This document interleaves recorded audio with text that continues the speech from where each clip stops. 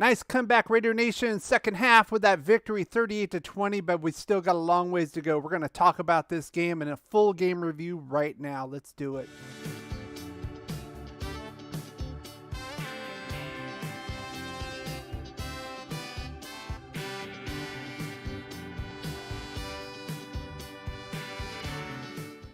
Welcome back, Raider Nation and my champions. This is Eric, and we are live.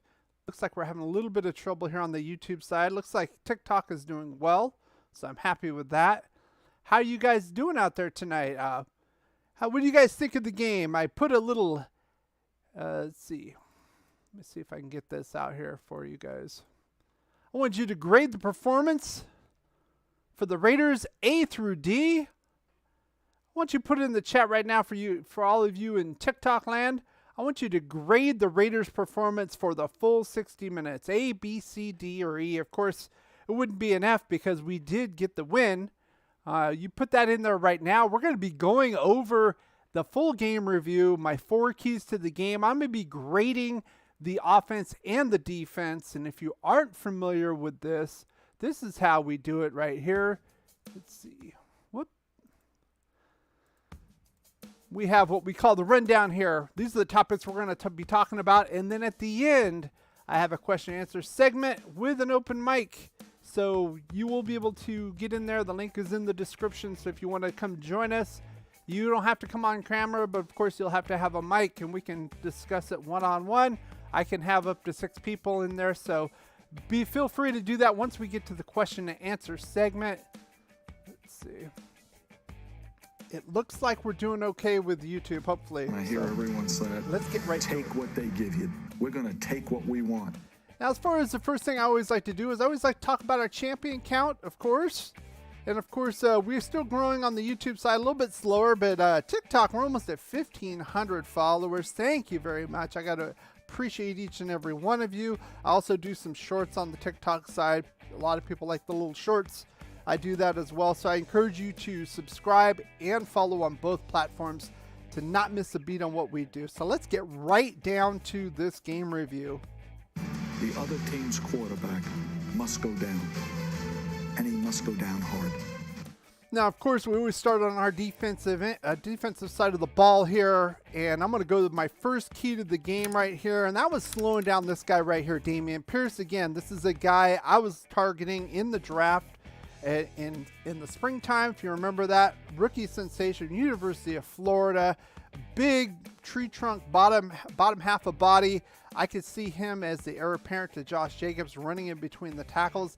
And thus far, he's been doing very well with them past 3 games before this matchup, averaging over 100 yards per game and getting 3 touchdowns in the process.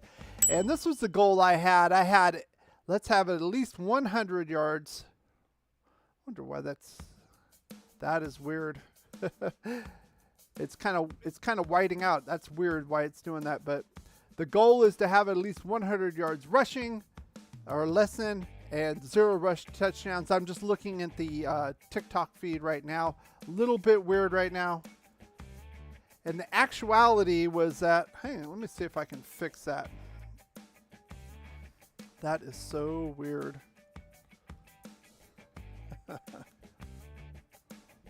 That is so weird. Usually doesn't white it out. I'm having some technical issues tonight.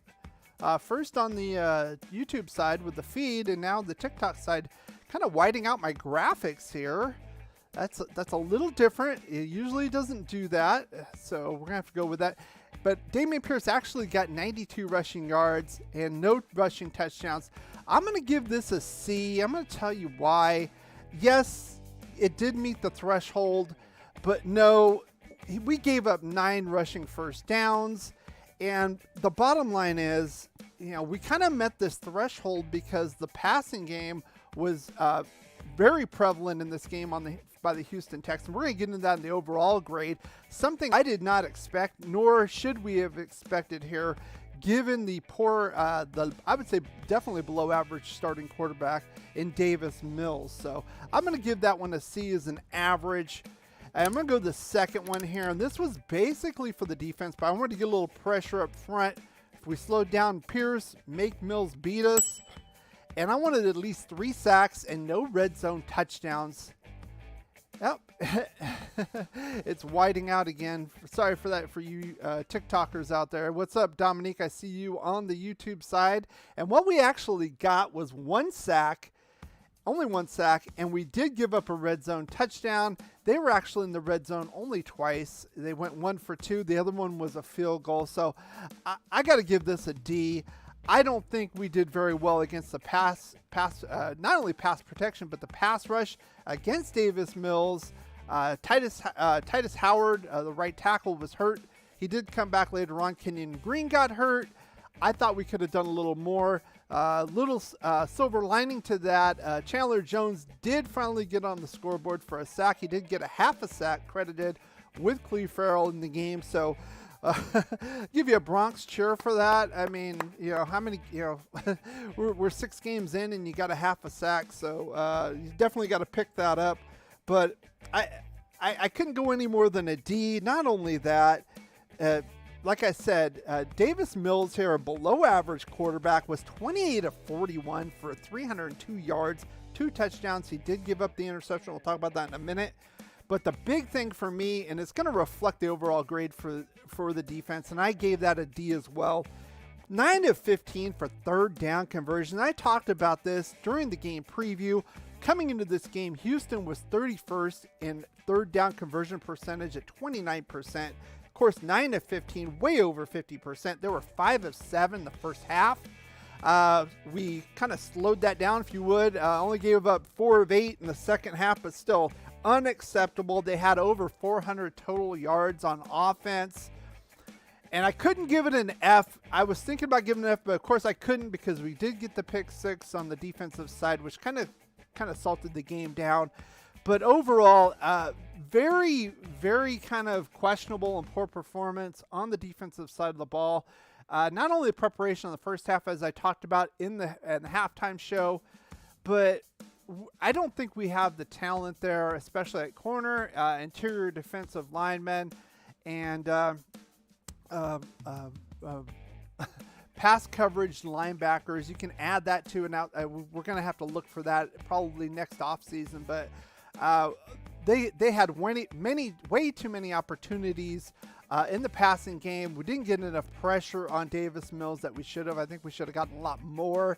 And a lot of open receivers, especially the running backs coming out of the flat, wide open. Those were easy plays for them. And like I said before, it was 5 of 7 in the first half on 3rd down conversion. Probably should have been 6 of 7. And that one play, Brandon Cooks on 3rd down, literally went right through his hands. He should have caught that. That should have been a first down. They also kind of hurt themselves. They're going to go for it on 4th down, and they got a motion penalty. Some of that was the fan, and some of that was Max Crosby kind of going laterally along there and kind of spooked Kenyon Green. But still, there's these little things. I'm saying that this is definitely a below average defense, given the type of offense that we faced in the Houston Texans. And I hear everyone say it, take what they give you. We're going to take what we want. Let's get to the offensive side of the ball, of course, and we're going to get to the first one I want to talk about here, and that's Josh Jacobs. I said, I talked about this defense being terrible in the Houston Texans, especially the run defense, 30th overall in yards. They're basically paper. This was a prime game for not only Josh Jacobs, but Zamir White to get involved and pound this ball. I wanted to see at least 150 combined rush yards, 2 touchdowns, and 7 rushing first downs. That is quite a feat, to be honest with you. And what actually happened was we actually got 164 total rushing yards, 3 touchdowns, and 11 rushing first downs. Unbelievable.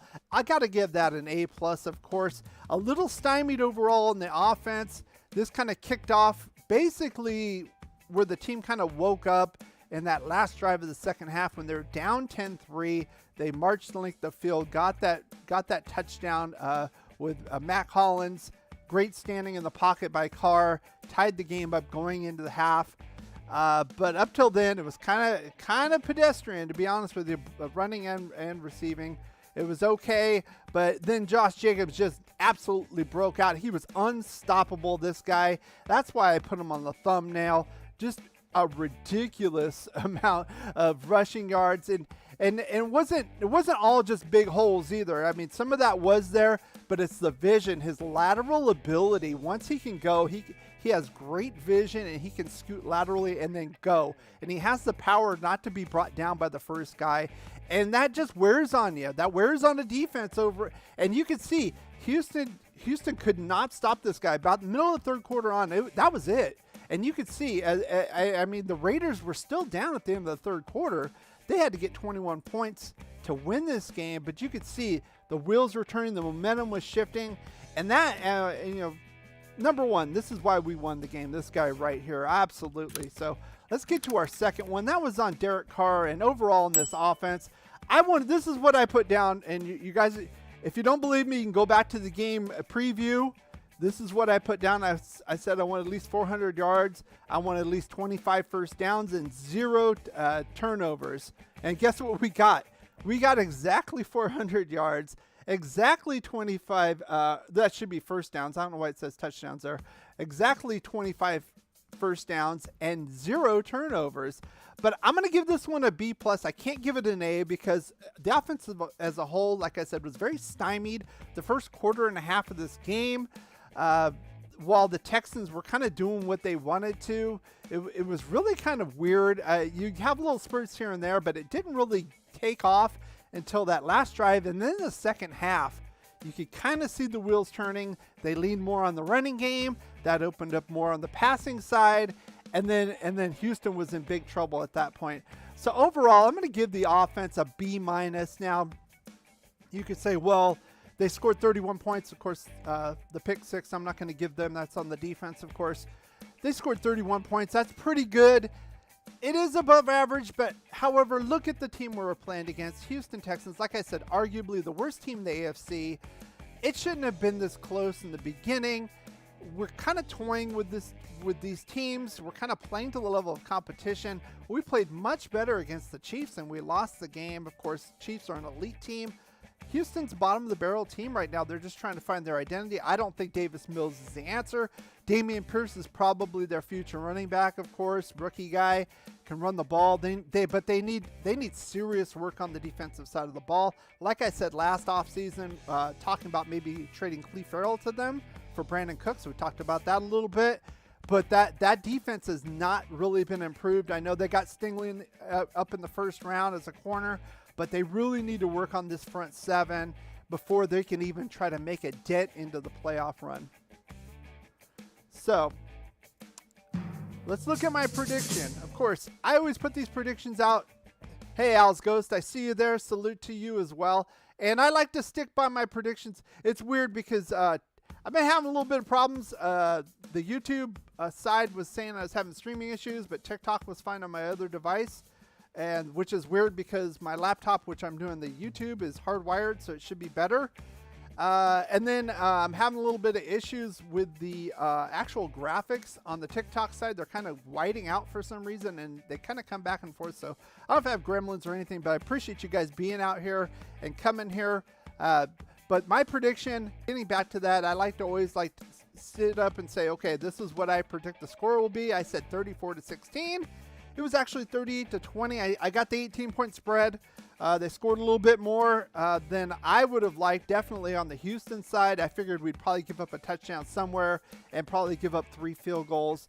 I even said that it wouldn't surprise me if we scored around 40, to be honest with you. I said that in the game preview as well. So it kind of went right in line. My issue big time with this team is we're still taking a little bit time to get warmed up. It's kind of like an old car, no pun intended, Derek Carr, but like an old Cadillac or something. You gotta turn it on, you gotta let it run for a few minutes, get it warmed up, and then you can go. This is kind of what this team is. It was kind of stymied there first quarter and a half, and then they kind of came out in gangbusters. They made the adjustments, which is a plus for me as far as a positive to take this in as far as the coaching side. Josh McDaniels lean more on the running game, which they should have in the beginning. I know he's this mastermind. He wants to be complex and all this other stuff, but sometimes, especially in a team like this who has a terrible run defense, pound the ball, demoralize this team, and then just go, pull away. This is your first year. You're still collecting the talent, especially the offensive line. We're still having issues, especially on the right side of the ball. Still kind of questions there. It was kind of leaky, especially in the first half. It got shored up in the second half, but I think mainly that's because we're running the ball so well, and we didn't have to rely on the pass, so they couldn't tee off on that. Plus, running the ball, it tires their defense out. So I think that kind of covered up some of the sins we have still on the offensive line. But I want to know what you have to say about this, guys, and this is why I'm here. I want to say hello to you, and how are you guys doing? I have a question here. I also have a poll here. I want you guys to grade the Raiders' performance, A, B, C, or D on YouTube. I also have a question. I like to start off question and answer. Is this the start of something good, or are you guys still worried about this team? Of course, we always want to win. That's great. I want to see 4 quarters, though. I want to see them start and finish well. We've seen them start well, and then the wheels fall off like Arizona. We've seen them start terribly like this one, and then have to come back and win, or start terribly and try to come back against Tennessee and lose. I haven't seen 4 good quarters in a full game. I'm not asking for perfection, but of course there's still positives to take into this. Very little penalties, no turnovers again. It's very good. It's a lot more disciplined that the Raider team that we've seen in a while. I'm still questioning some of the talent in certain positions. Like I said, cornerback, offensive line, defensive tackle. We're still not getting that push up the middle. I talked about that in the preview. I thought that we would be able to get more of a push up the middle against this Houston Texans offensive line that really isn't that good. They do have Laramie Tunsil and Howard on the tackles, but the interior offensive line average at best, and we're still not seeing it from Bilal Nichols. I want to see a little bit more from that. This is how you spook a below average to below average quarterback. This is how he doesn't get 300 yards a game. Get on him. Mad Max was doing well. I know he didn't get a sack, but he got a lot of pressures in. He was wreaking havoc in there, having to make him throw a lot quicker. There were a couple plays where they let him run free. I didn't get that at all by Houston.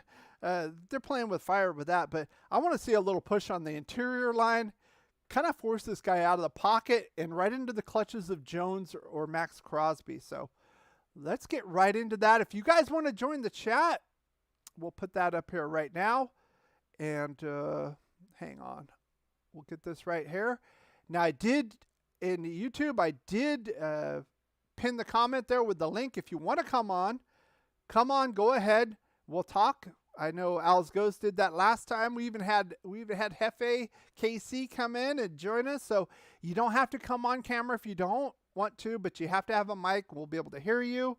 I believe I've gotten the system set up so you can TikTok can actually hear it and YouTube at the same time through OBS. So it's coming through my speakers regular. We'll have to check a little bit for any kind of reverberation issues, but I don't think that's going to be a problem, to be honest with you.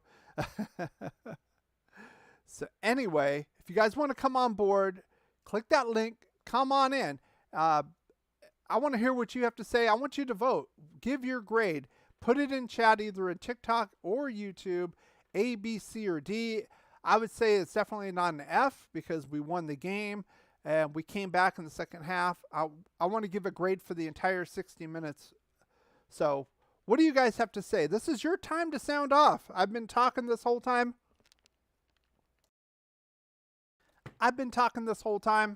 You know my opinion. I just gave my opinion in the game review. And especially if you are watching this on a replay, definitely, if you're liking this, definitely hit the like button and definitely subscribe or follow on TikTok. That way you'll be notified and come here live. You can come and chat with me. See, I did it right this time. It's opposite. If you don't know, you're looking at the screen. I have to use my right hand and point this way, so it's a little bit different. So you could be right here with me. We could chat. We could talk about Raiders football. If you want to talk about the NFL, Breece Hall, if you haven't heard, got hurt, ACL injury, I believe a meniscus as well. So he's going to be gone for the year for the Jets. The Jets are doing pretty well. So that's pretty sad as far as rookie running back there. We'll get some, I haven't heard anything about Darren Waller lately. Other than, of course, he didn't play on Sunday. We'll get some news on that further down the week once we get to the injury reports. I know some of you were a little upset about me saying that this kind of smells like some problems again, kind of like at the end of last season where he was hurt and then he came back in the last game because we had playoff chance, and then he was hurt in the off season and he wanted a new contract and he got it. I mean, if he's not happy here, we should probably trade him. If he's legitimately hurt now, that's cool. I understand that, but I don't think he was legitimately hurt all those other times. So, let's see. So what have you got to say? You talk to me. Talk to me right now. You can come on right now. You can have your voice. Let's see. I'll put the link in there right now. I'll put the link in here again. I'll put the link right here. You guys can come on.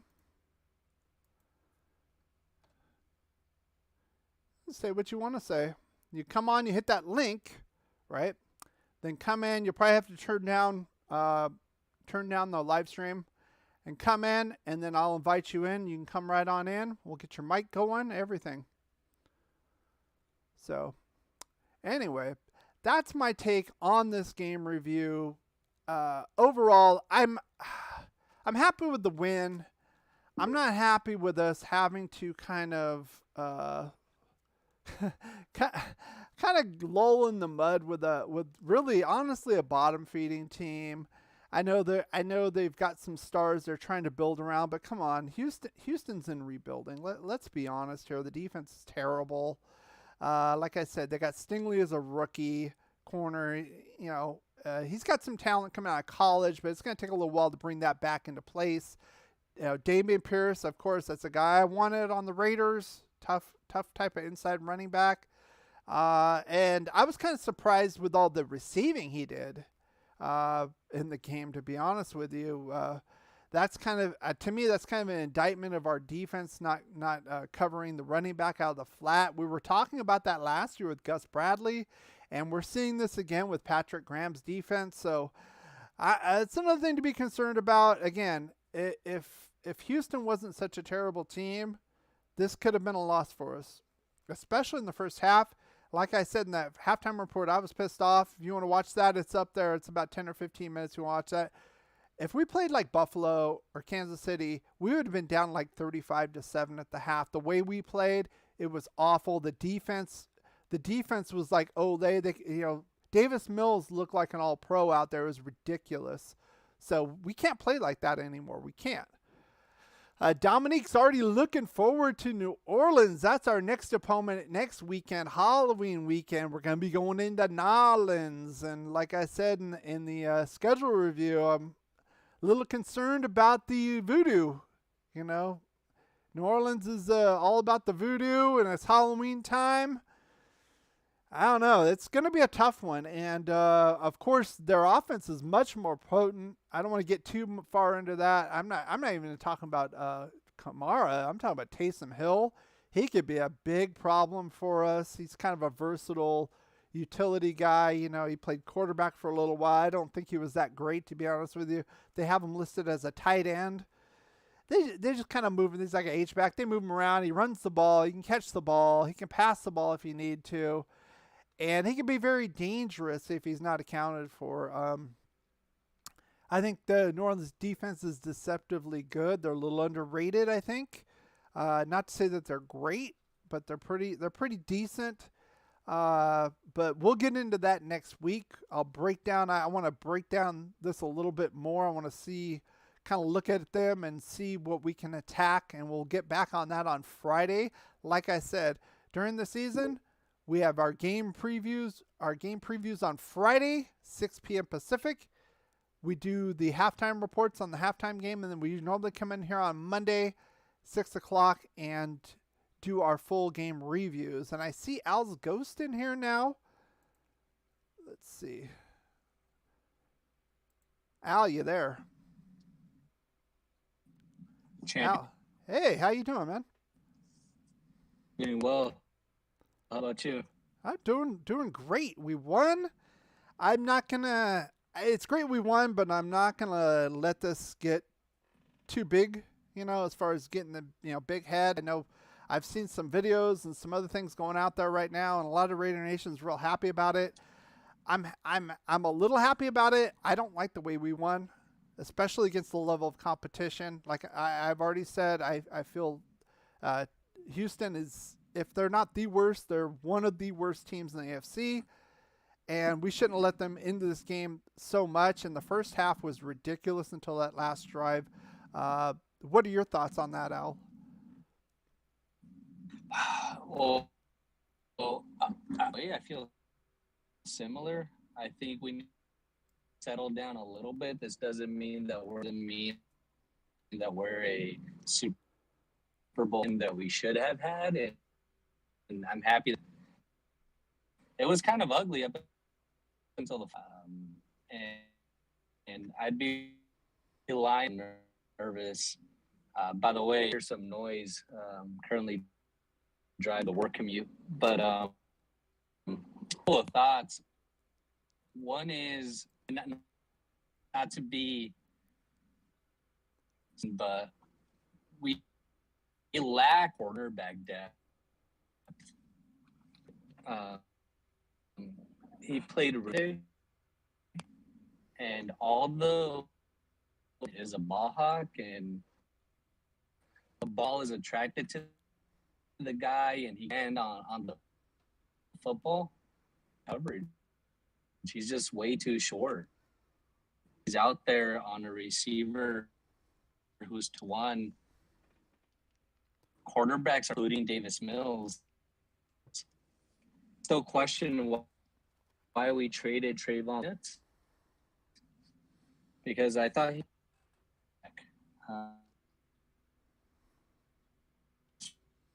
yesterday we lack.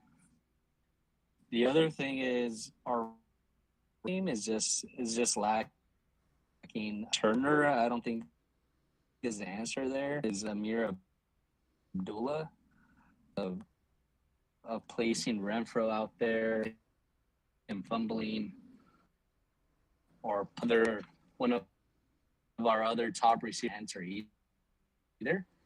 But we're just after the kicking game, and as hidden yardage could be gained moment. Patrick Graham, it's still doesn't have like a defined game plan. He goes into these football games. It's ship defense and different things, hoping something will hit. Something does hit, he'll stick with a good sign, but guy comes into a game as to how to attack and I find that to be pretty concerning. And I mean, on the positive side, Tay Adams, he's as advertised through 6 games. We made a good trade, and he's everything that he was more. But are still much to be desired. Collins, who who I think will join the Aguilar and Zaid receivers who paid. But pretty absent. I mean, he had a couple, but he's the Renfro that we knew. So I think he's still trying to find his way. So Waller's not even on the field. I think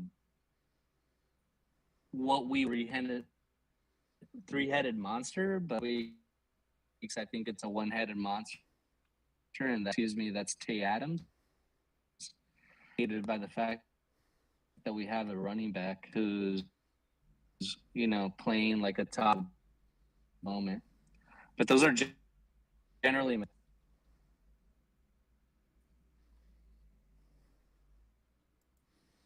Yeah, I agree with you. I still just don't think we have the talent across the board, to be honest with you, to be a Super Bowl contender. I talked about this previously. I think we could make the playoffs. I think we could. I think we're better than average, but it's going to be tough to play against the Buffaloes and Kansas Cities, and still have questions at corner. I know you talked about Meek Robertson. He was a small guy coming out of college. Was it Louisiana Tech, I believe? So I didn't understand. I thought we were going to use him as a slot guy, but apparently, we don't have the depth anymore.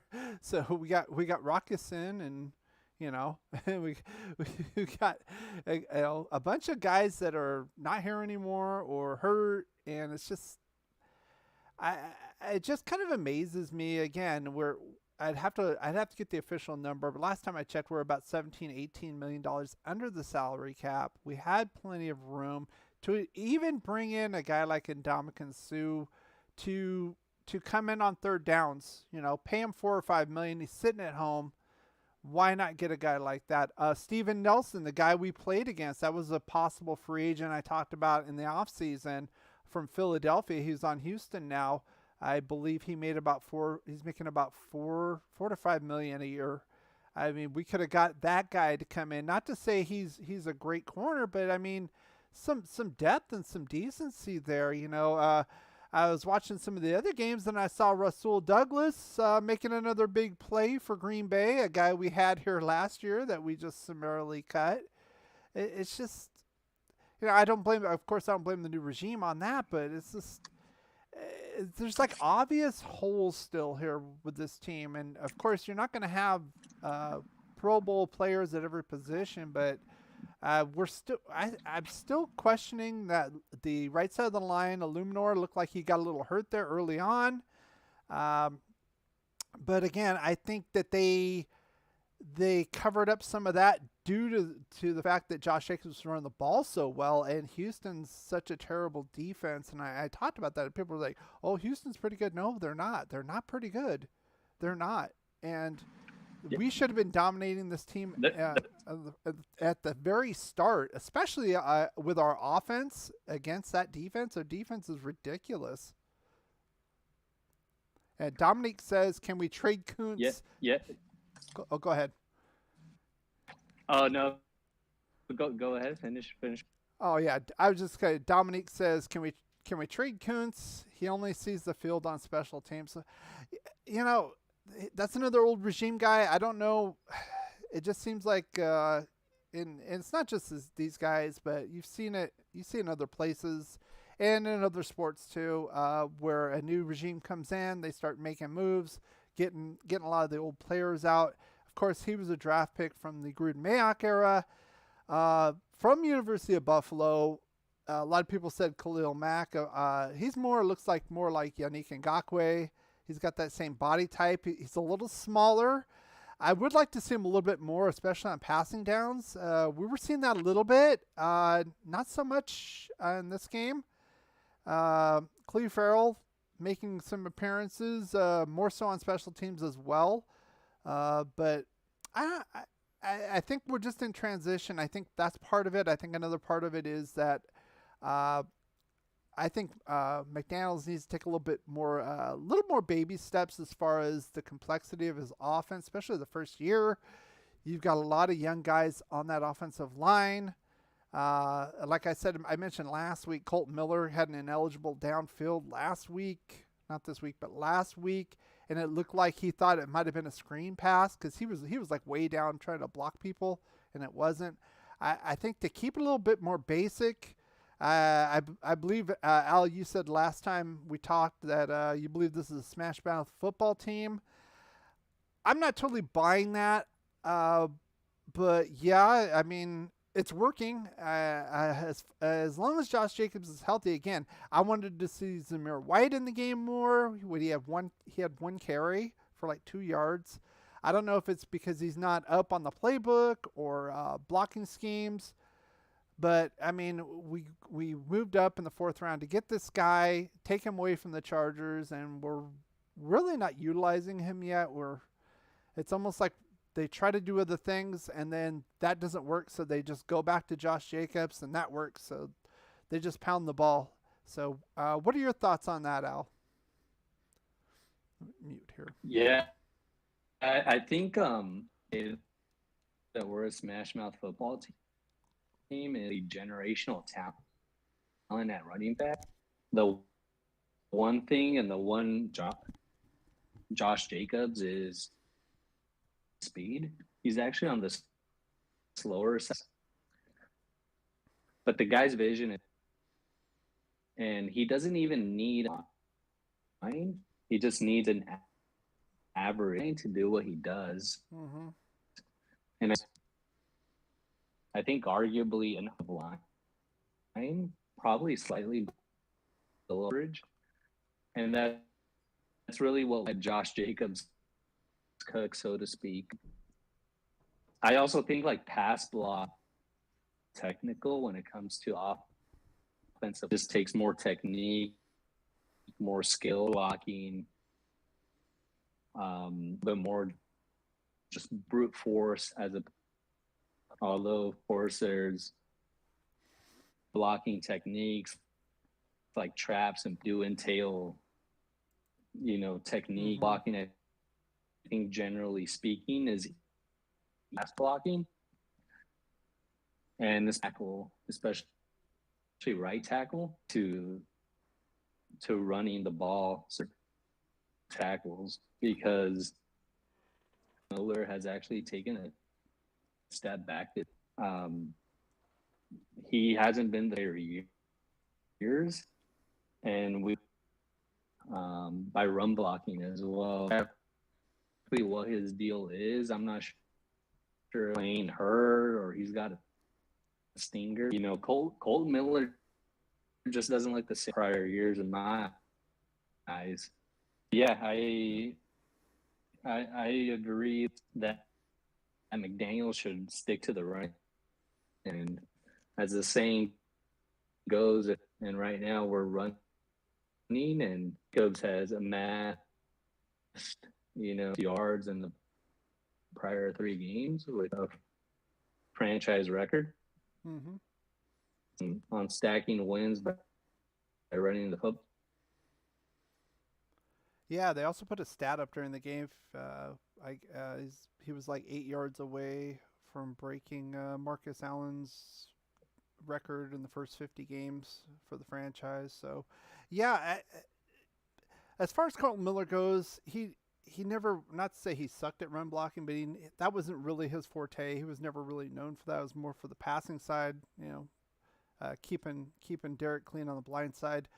But I think we're getting more leakage in the middle, especially in the first quarter or so. We're getting a lot more there. Right. And the stunts. And to your point, I think run blocking is a lot easier, and they like it more because they're more of the aggressors. They know where the play's going. They know where they need to go, and they're basically running down the hill and hitting people. When you're pass blocking, you have to set up basically like a little shell around the quarterback, right? And you're trying to see, well, are they going to do a stunt? Are they going to come straight at me? Are they going to try to do a bull rush? Are they going to try to get around me on a speed move? Some kind of combination. When you're running, you just run and make the big of a hole as you can. And with a guy like Josh Jacobs, like you said, not a speed demon, no, but that vision, that is unbelievable vision. And he can move laterally enough side to side to get a hole and to get out of that line mess. And then he's relatively hard to bring down, to be honest with you. I'm not going to say he's Derrick Henry, but he's not an easy guy to bring down once he gets past there. So that's a huge advantage for us in this offensive line. That, like I said, it kind of covers up some other things. I think for the time being, we're going to have to get to that, but I'm still a little worried about doing that if we're not going to incorporate Zamir White in the mix.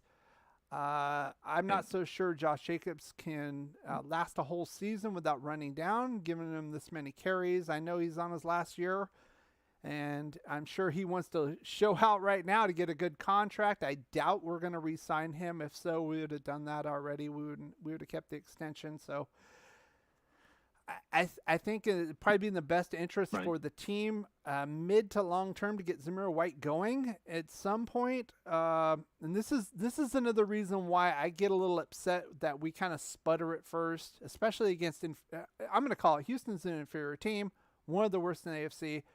If we don't sputter here and we get 10, 14-point lead in the second quarter, 17-point lead, then get Zamir White in there, get him going a little bit. He needs the carries. He's a rookie. Get him going a little bit. Plus, you don't have to pass the ball a lot. He's not going to have pass blocking assignments and all that nonsense. Just get him in there and run the ball and try to put it down their throat. Again, this is a Houston Texans team who was 30th in the league in rushing coming in, and might even be lower now due to all the rushing yards they gave up. So it's just. I'd like to have things a little bit in better order. It's a little disturbing. I said that in the halftime show that we went on a bye week. We had a whole week to prepare for this team, an inferior team, at home, and we just kind of sputtered the first quarter. That's all there is to it. For the most part, we sputtered. The defense looked awful. We were making Davis Mills look like an all-pro. He had over 300 yards in the game. We slowed him down. Things got better in the second half, but good teams don't do that. Right. Good teams don't wait until the second quarter or third quarter to, now we're going to click it in and now we're going to go. Like I said, Buffalo, you see some of these Buffalo games, it's 35-42-7, and Josh Allen's still out there. They're going to go one more drive, and then they bring in the subs. In the fourth quarter, it's dead. It's over. We have to develop that killer instinct. Yeah, no, absolutely. As bad as the Texans are and as bad teams are in the NFL, if you sleep for a quarter or two, I mean, at the end of the day, the other team gets all of these are professional football players in the NFL.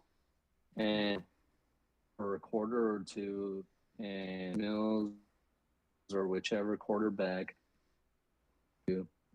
at the end of the day, these are they have lifespan. So and actually, I'd go so far as to say that and I think this of coaching. I'm not sure if McDaniels has a reputation of being an X's and O's guy, plays. But when I mean the troops and motivating them that way, I don't know if he's to sort of rally the troops. And like some guys are just like that, right? And in general, when it comes to laying out on paper, seeing the troops before the battle, that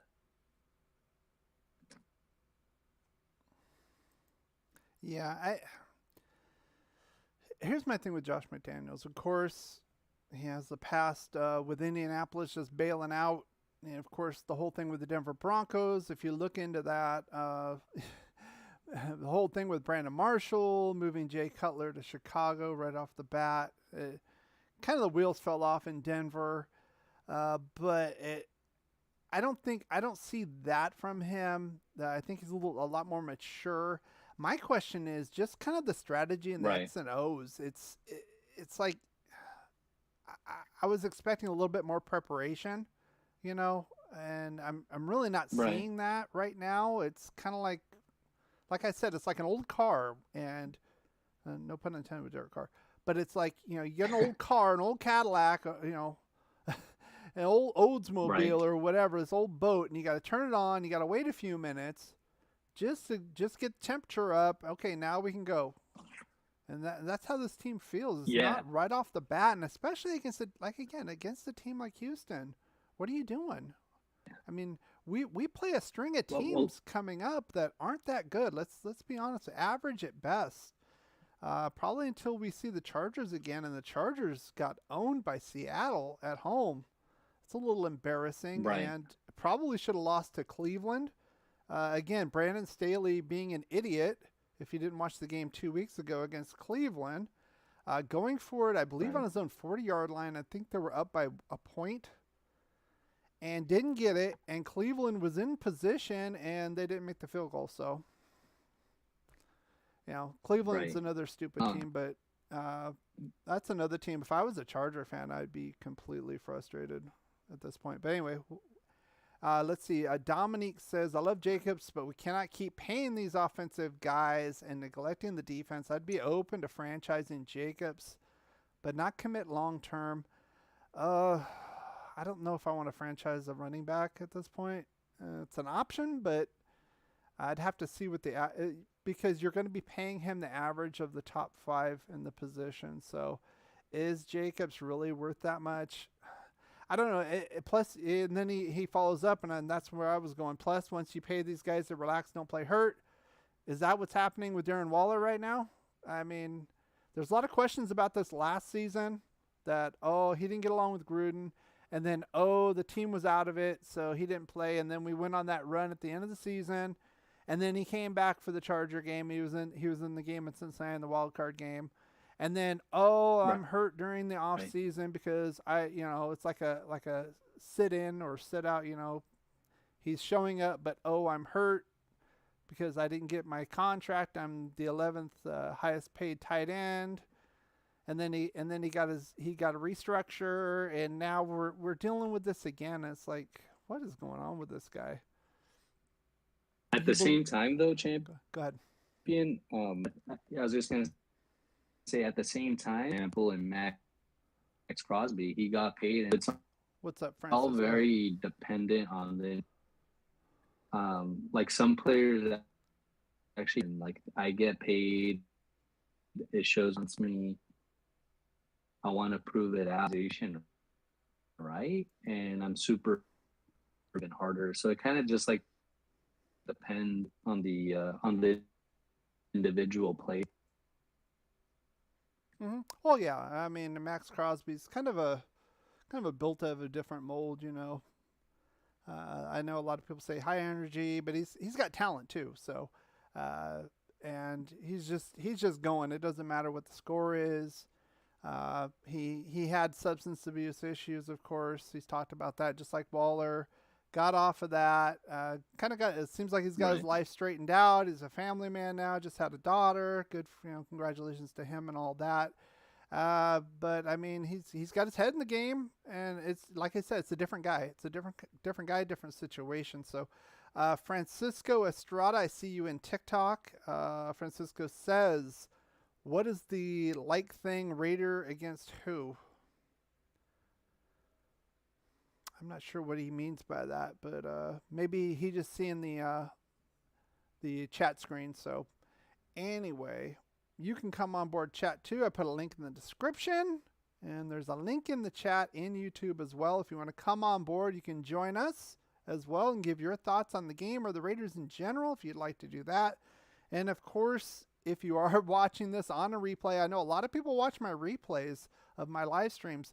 Why do that? Why not just subscribe or follow if you're following on TikTok, and then you'll be notified. Hit the bell notification, do all that stuff, and then you'll be here, and then you can come on board right here. So you don't have to, put comments after the fact, or if you hear something and you agree with it or disagree with it, you can come right on board as well. So I see Israel 2010 in here. Just join the live chat. I'll watch the replay tomorrow. I enjoy your content. What did I just say? I just saw that pop up and I just talked about that. That's a little weird. I said, yeah, why watch the replay when you can come on board here? You can join us. See, I'm pointing the right way. If you don't know, it's reversed, so I have to point the opposite way away from the screen. So you can join us. You can join Al's Ghost. I can put up to 6 people in here. If you want to do that, we can do that as well. So the only thing I didn't put my face on here because I got my face here. So, but we can always modify things. So I do appreciate you coming in, Al. Do you have anything else you want to talk about tonight? I think just what I take issue with these champion that play calling a science. It's an art. It's a feel for the game. For instance, whenever he's calling, I think it happened a couple of times. Yeah, just that really inopportune, or when he decides to go for 2, or when he decides to go fake on that punt. I think was very early. The onside kick, in yeah. The game. Things are exactly the onside kick. I'm very, very inopportune deal for the game, which is shocking because the resident chief of staff of the game is Bill Belichick, and he better absolutely part of 2 decades. Lax situation is just baffling to me. Yeah, I echo that. And that's really what's go ahead. Sticks out to me, and when it comes to play calling, pulls for how the game is going and what's at that particular moment. And I'm not, the players will say what they want to say. They'll tote the company lines and in interviews. Players have been playing, a long time, and I'm sure that they're second goals, and not just goals, but at the time of the game. And I'm sure that they're scratching, why are we doing it this early on in the game? Running the ball really, really well. And now he's finally doing that. Yeah, he is, but again, all these little end arounds with they had the DJ Turner and then the lateral pass back to Carr, and I mean it worked out, but is that really going to work out against good teams? Let's be honest here. It seems like he's still kind of feeling his way through things, and to your point, I mean this is a guy who, I know Belichick ran the show, but he was the offensive coordinator there off and on for a good part of 20 years. So, like I said, I think the strategy and the preparation part, I thought that would not be an issue coming into it. And it kind of feels that way right now, which is a little disturbing, like you said. I'm wondering if it has to do with him just trying and forge his own identity differently from things, but check coaches, I mean, it's been successful that he should follow that same formula. Also has pressure with being in Vegas. At the end of the day, the radio shows in Vegas, and he wants to do something.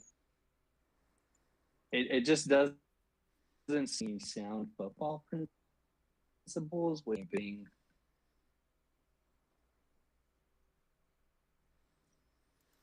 Yeah, I just maybe he wants to do his own thing, but you're always going to have your roots, right? So, to me, I'd like a little bit of a twist on it. Of course, he brought his own guys in like Bolden and Jakob Johnson, fullback. If you didn't notice at the end of the game yesterday, he went over to Brandon Cooks, gave him a big hug, talked to him for a while. They had that on TV. It was like, I would fully thought, because a lot of people were saying we're getting Devontae. I was like, I didn't see it. I saw us probably trading for Brandon Cooks, a New England guy. It didn't happen. Uh, uh, Houston could use Cleve Farrell right now. Let's be honest. I think Cleve's a decent player. He's pretty good against the run, and that Houston team's terrible. So it didn't happen. Devontae Adams is an absolute stud. It was worth the first 2 picks. So let's be honest. We can go back in the draft and see who Green Bay got. I believe they got a corner with the first round pick, and then I think they traded the second one. But anyway, you could look at it, and you know what? I'd rather have Devontae Adams, obviously. So I'm not worried about that. Plus the whole familiarity with Derek Carr, trusting the guy, and especially now with Waller hurt or not playing or whatever you want to call it, Renfro getting hurt, the concussion thing, of course. I still think they kept him out an extra week because the whole Tua thing. I think the whole league was in kind of damage control with that. But he's back, but he has a hip injury now, and you could tell he was not 100%.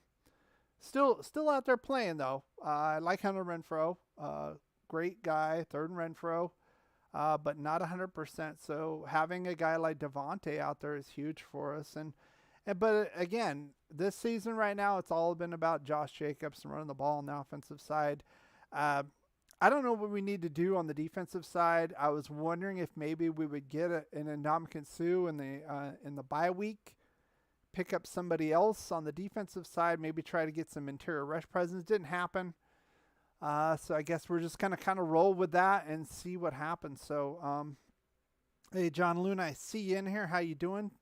So anyway, I want you guys to grade, and we have some final grades here as far as the YouTube side. I put a poll out, graded the performance of the Raiders. I've given my grade. I gave a D for the defense and a B minus, I believe, for the offense. So I'd probably say the whole team performance probably about a C. We did win, and we kind of took over the second half, but I kind of grade on a curve because of the level of competition, honestly. And Houston, like I said, near the bottom of the barrel. So if we played like this against a good team, we probably would have lost. So most of you said gave it a B. I think that's a little high. I'm going to end the poll now. It's a little high in my opinion, but you guys have spoken, and Al, you have spoken as well. Normally we go about an hour, so I do appreciate you coming on board. And I like your insight, very intelligent, and you can come on anytime you want. We have our next live stream on Friday at 6 p.m. We're going to be doing the preview, the Voodoo preview. I don't know. Maybe I'll get some who knows, some tarot cards or something. I don't know. It's going to be interesting. Halloween weekend there. It's going to be a little spooky, and we got to be careful with the Saints, though. They're not a great team, but they're not a terrible team either. So we're going to have to kind of clean up some things specifically on the defensive side, worry about Taysom Hill, and to get a win out there. So anything else, Al, you want to talk about? Appreciate the time, champion. Like, comment, subscribe, so we could appreciate the time. I enjoy talking to you. Go Raiders. I think it's going to be an up and down. So hopefully we're there till then. Yeah. And thanks again, Al. Appreciate you coming on board. And again, if you guys want to come on, we're going to be kind of closing this out right now. If you guys do want to come on board next time, best thing you need to do is, let me get this back on here. Best thing you need to do is to come on board and click the link below. And the best way to do that is to subscribe or follow on TikTok. Again, I put some shorts out there as well. A little bit of different content. It's a little bit different. I know you guys like to do things a little bit differently on that platform. That's cool. But I enjoy it. I enjoy the Raider Nation. A lot of good Raider fans in TikTok land as well. So let's see. That is weird. Anyway, that is weird. Having a lot of little issues tonight. Technical issues, if you haven't noticed. A little bit of issues with the feed on YouTube at the beginning. That's cleared itself up. Having some issues with the graphics on the TikTok side, if you haven't noticed. That's kind of been a little weird night. It's a weird night. It was a weird game yesterday. I do appreciate you guys coming out. Thank you for coming out. And I'll see you on Friday, 6 o'clock Pacific. We will do the game preview against the Saints in the Superdome. And until then, go Raiders. Ask you something, with all the distractions that you have off the field, how are you able to keep focused on winning football games as you do and do throughout the year? When you have great coaches, then after you have great coaches, you get great players. You have a great organization, and you tell them one thing: just win, baby.